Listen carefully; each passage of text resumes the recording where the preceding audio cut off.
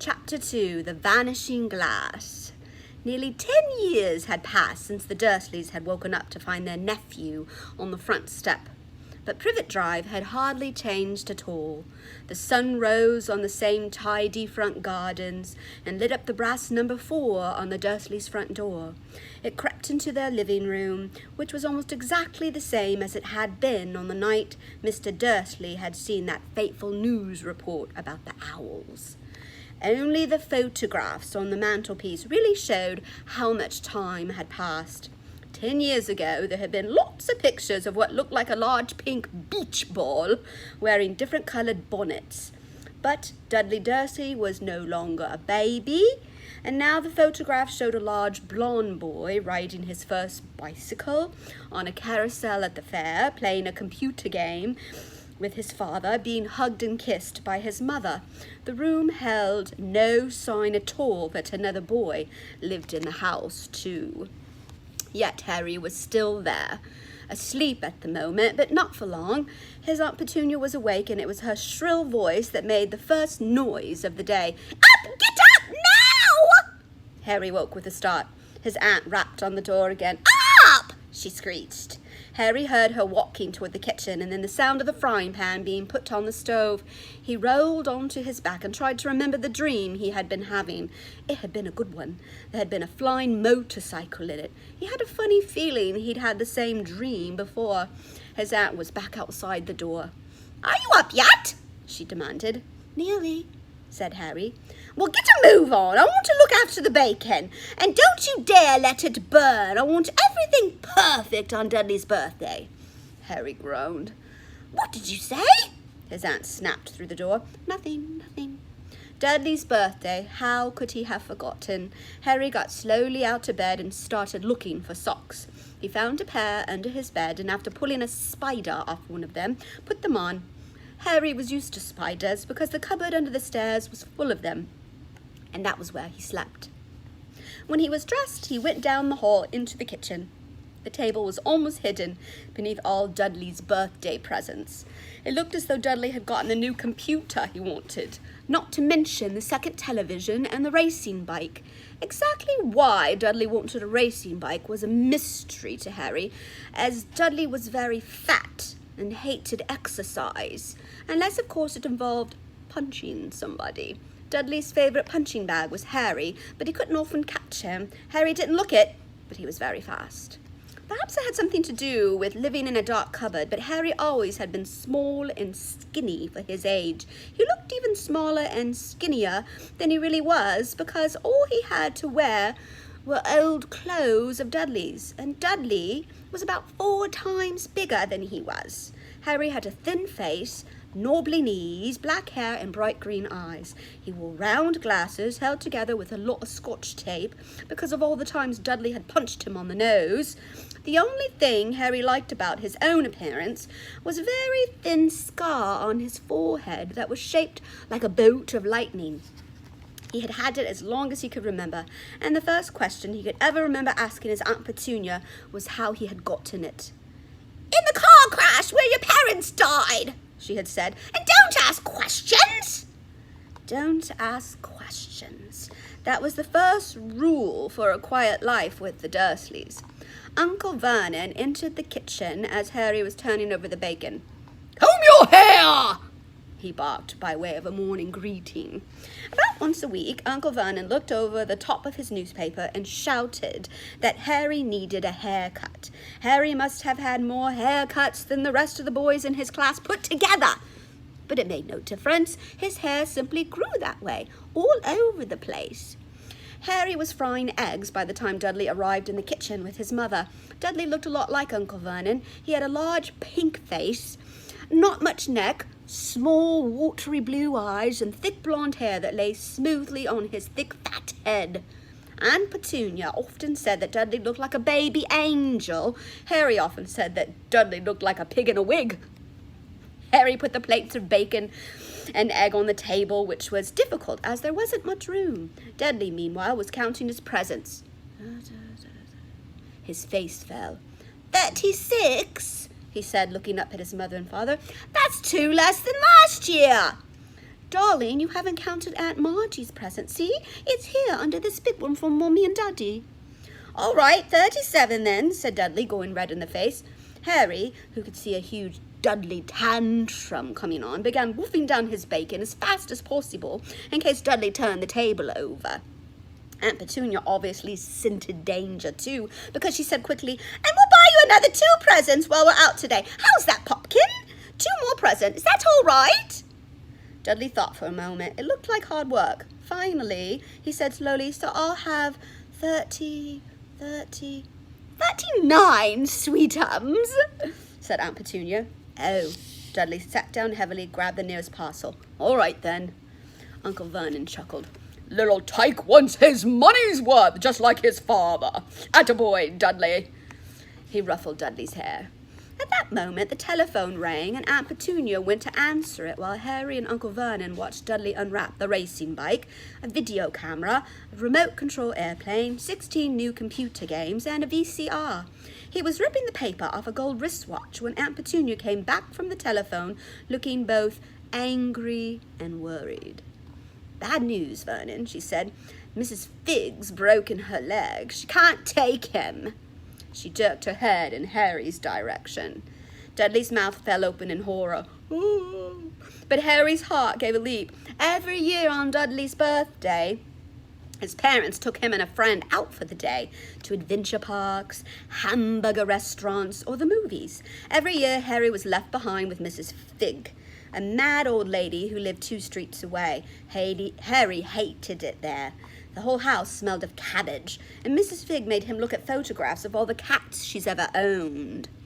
"Now what?" said Aunt Petunia, looking furiously at Harry as though he'd planned this. Harry knew he ought to feel sorry that Mrs. Figg had broken her leg, but it wasn't easy when he reminded himself it would be a whole year before he had to look at Tibbles, Snowy, Mr. Paws, and Tufty again.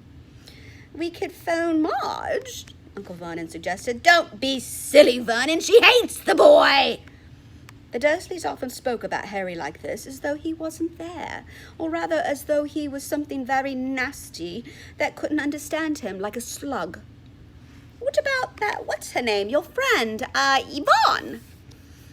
"On vacation in Majorca," snapped Aunt Petunia. "You could just leave me here," Harry put in hopefully. He'd be able to watch what he wanted on television for a change and maybe even have a go on Dudley's computer. Aunt Petunia looked as though she'd just swallowed a lemon. "And come back and find the house in ruins," she snarled.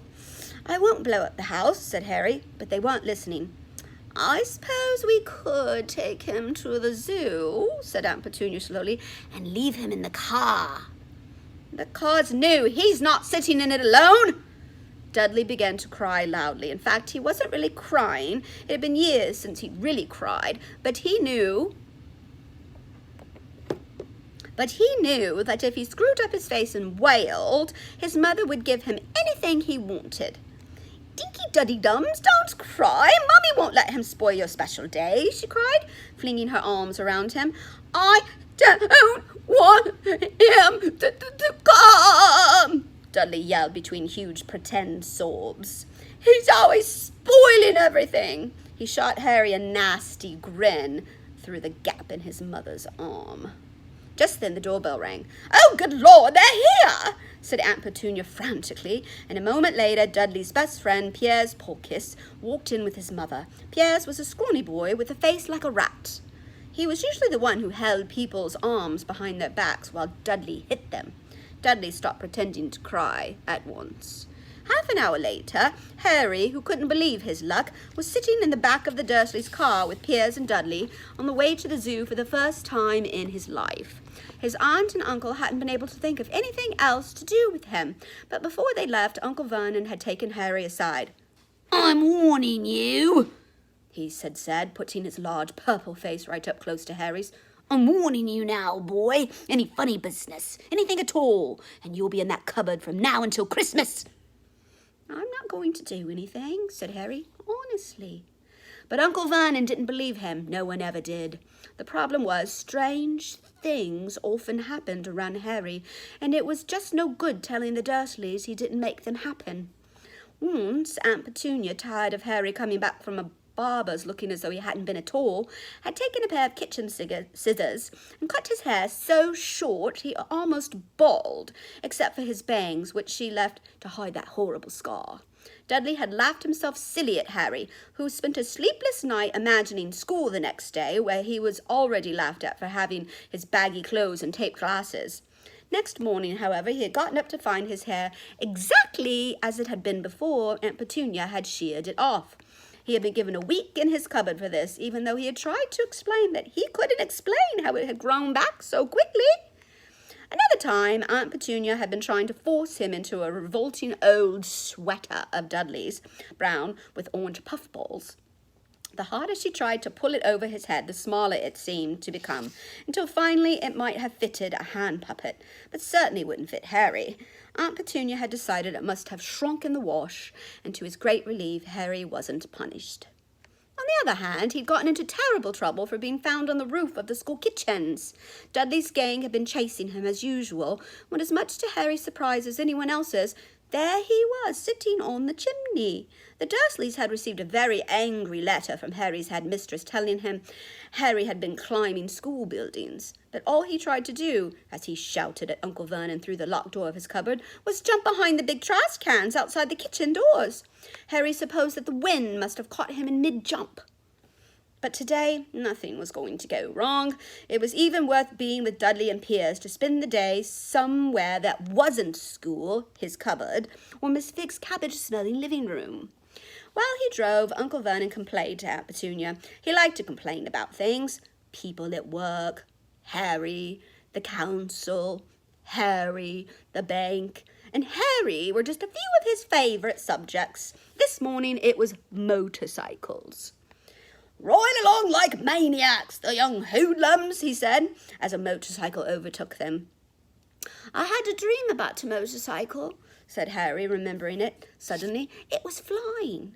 Uncle Vernon nearly crashed into the car in front. He turned right around in his seat and yelled at Harry, his face like a gigantic beet with a mustache. "Motorcycles don't fly!" Dudley and Piers snickered. "I know they don't," said Harry. "It was only a dream." But he wished he hadn't said anything. If there was one thing the Dursleys hated even more than his asking questions, it was his talking about anything acting in a way it shouldn't. No matter if it was in a dream or even a cartoon, they seemed to think he might get dangerous ideas. It was a very sunny Saturday, and the zoo was crowded with families. The Dursleys brought Dudley and Piers large chocolate ice creams at the entrance, and then, because the smiling lady in the van had asked Harry what he wanted before they could hurry him away, they bought him a cheap lemon ice pop.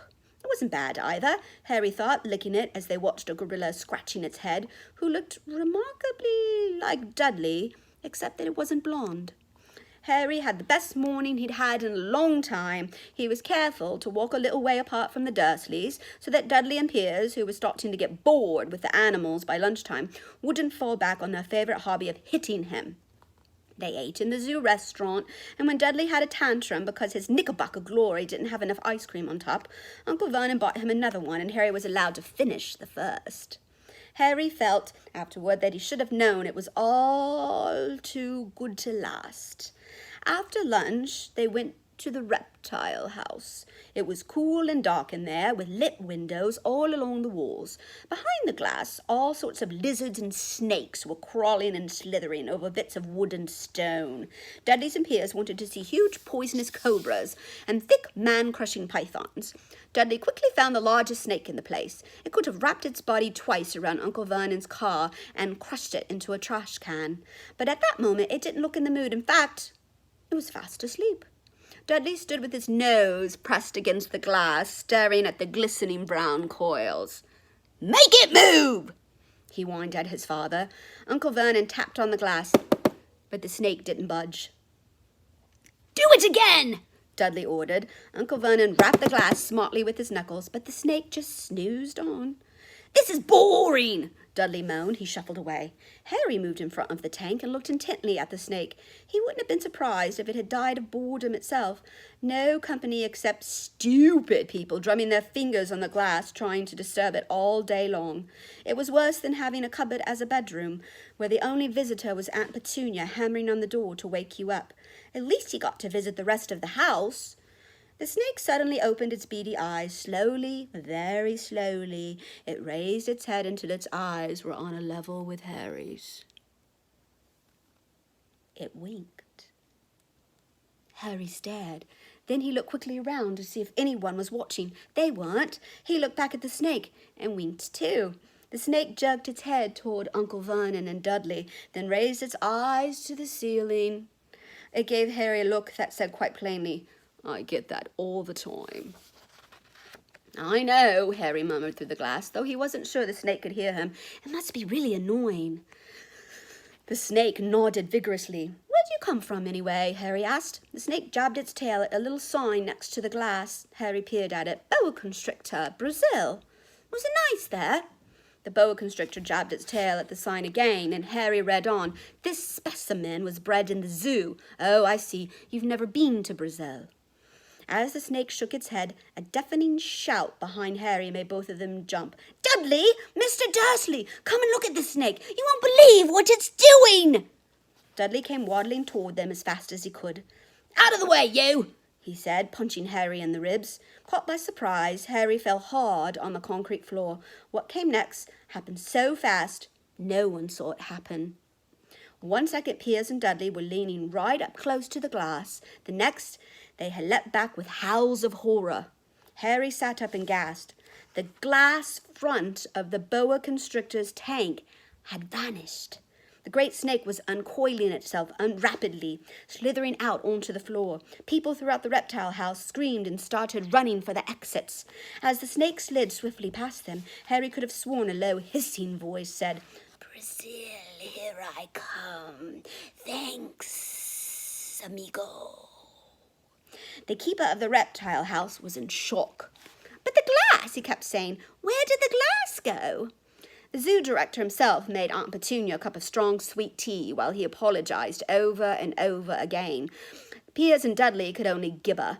As far as Harry had seen, the snake hadn't done anything except snap playfully at their heels as it passed. But by the time they were all back in Uncle Vernon's car, Dudley was telling them it had nearly bitten off his leg, while Piers was swearing it had tried to squeeze him to death. But worst of all, for Harry at least, was Piers calming down enough to say, "Harry was talking to it, weren't you, Harry?"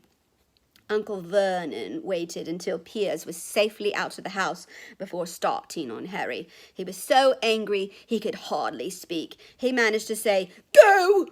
Cupboard! Stay! No meals!" before he collapsed into a chair and Aunt Petunia had to run and get him a large brandy. Harry lay in his dark cupboard much later, wishing he had a watch. He didn't know what time it was, and he couldn't be sure the Dursleys were asleep yet. Until they were, he couldn't risk sneaking to the kitchen for some food. He lived with the Dursleys almost 10 years, 10 miserable years, as long as he could remember, ever since he'd been a baby and his parents had died in that car crash. He couldn't remember being in the car when his parents had died. Sometimes, when he strained his memory during long hours in his cupboard, he came up with a strange vision, a blinding flash of green light and a burning pain in his forehead. This, he supposed, was the crash, though he couldn't imagine where all the green light came from. He couldn't remember his parents at all. His aunt and uncle never spoke about them, and of course he was forbidden to ask questions. There were no photographs of them in the house. When he had been younger, Harry had dreamed and dreamed of some unknown relation coming to take him away, but it had never happened. The Dursleys were his only family. Yet sometimes he thought, or maybe hoped, that strangers in the street seemed to know him.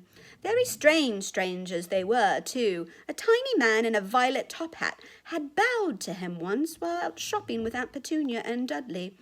After asking Harry furiously if he knew the man, Aunt Petunia had rushed them out of the shop without buying anything. A wild-looking old woman dressed in all green had waved merrily at him once on a bus. A bald man in a very long purple coat had actually shaken his hand in the street the other day and then walked away without a word. The weirdest thing about all these people was the way they seemed to vanish the second Harry tried to get a closer look. At school, Harry had no one. Everybody knew that Dudley's gang hated that odd Harry Potter in his baggy old clothes and broken glasses, and nobody liked to disagree with Dudley's gang.